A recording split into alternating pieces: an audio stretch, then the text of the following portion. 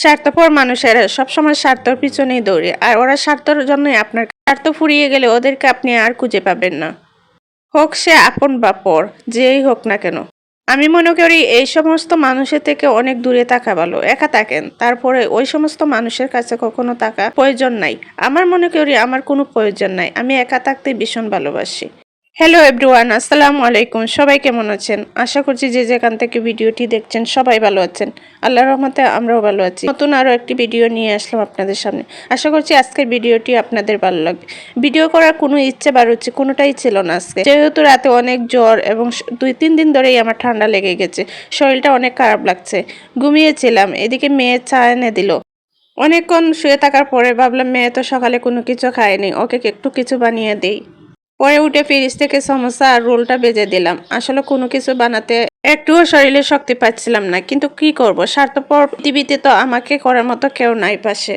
যাই হোক, অনেক কিছু বলে ফেললাম। এই তো আমার মেয়ে সমোসাটা খাচ্ছে, লেবু দিয়ে খাচ্ছে। ওর লেবু দিয়ে খেতে নাকি অনেক ভালো লাগছে। আমি নিজেও খেলাম, এরপর আমার বোনজিকেও দিয়ে দিলাম। কাল আমার মেয়ে বলছিল একটা মুরগি আনার জন্য, আমি মুরগি আনতে পাঠালাম। এরপরে আমি বিছানাটা তুলে নিচ্ছি।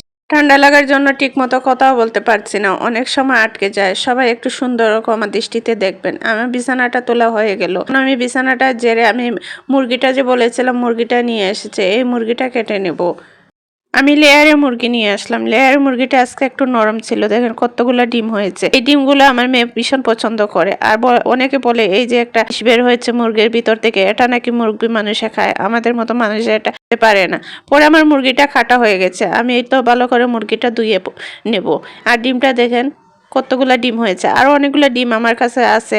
আগে একটা নিয়ে এসেছিলাম, ওইগুলো আমি এত বক্সে আমি আলাদা করে নিলাম। এগুলো আমি রান্না করবো, আর এগুলো বক্সে রেখে দিলাম। আদা রসুনটা আমার রয়ে গেছে, শুধু পেঁয়াজটা ব্লেন্ডার করে নিলাম। এখন আমি কয়েকটি আলু ও কয়েকটি পেঁয়াজ কেটে নেব। পেঁয়াজগুলো বের করে নিলাম, আর কয়েকটি আলু আমি বড় বড় করে কেটে নিলাম। মাত্র 3টি আলু দিলাম, বেশি আলু দিলে আবার খেতে ভালো লাগবে না। পেঁয়াজগুলো গেট করে নিলাম। পেঁয়াজগুলো গেট করে, কারণ আমি ব্লেন্ডার করে পাওয়ার সময় পেঁয়াজ রাখি না।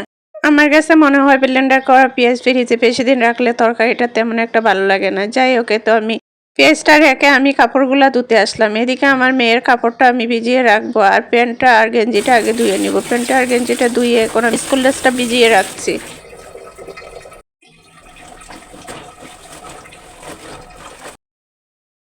কাপড়টা ধুয়ে আমি চলে আসলাম রান্না করতে। অনেকক্ষণ হয়ে গেল রান্নাটা করে নিই, যেহেতু একটি তরকারি রান্না করব। কালকে যেহেতু আমার ভাই এসেছিল, অনেকগুলো তরকারি বেঁচে গেছে। এই তরকারিগুলো আমি গরম করে নেব, আর এই মুরগিটা রান্না করে দেব।